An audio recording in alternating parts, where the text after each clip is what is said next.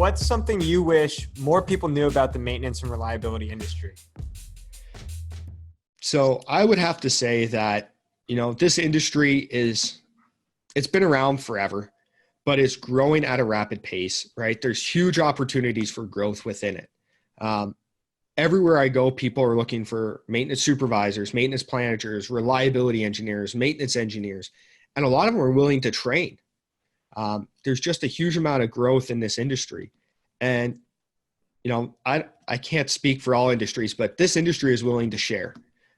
It's not like other industries where, oh, this is proprietary, I'm not giving it to you. You go to SMRP, you ask anyone, they're going to tell you exactly how they do it. They'll even give you the roadmap most of the time on how they do it.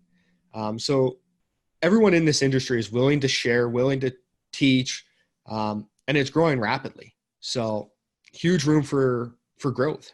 I've noticed that too, James. This industry is so welcoming. Just put yourself out there, ask for help, and people will help you.